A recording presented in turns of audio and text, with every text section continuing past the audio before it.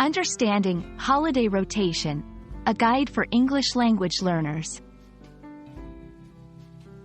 Hello, everyone. Welcome to our English language learning series. Today, we're going to explore a fascinating phrase, holiday rotation. This might be a new term for many of you, but don't worry, we'll break it down together and understand its various uses and contexts. Holiday rotation typically refers to a system or schedule where employees or members of an organization take turns having holidays or time off.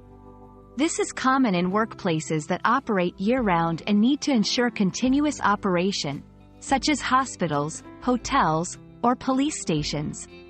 The key idea here is the rotation, meaning that holidays are not fixed for individuals but change, often in a planned and systematic way.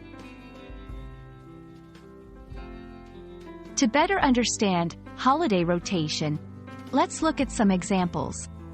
1. In a hospital setting, nurses might have a holiday rotation schedule where they work on major holidays like Christmas or New Year on a rotating basis.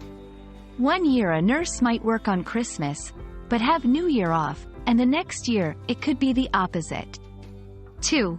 In retail, store employees might rotate working on public holidays due to extended shopping hours, ensuring fair distribution of holiday work among staff. These examples highlight how holiday rotation is implemented in real-world scenarios, emphasizing fairness and operational efficiency. Now, let's practice using holiday rotation in sentences.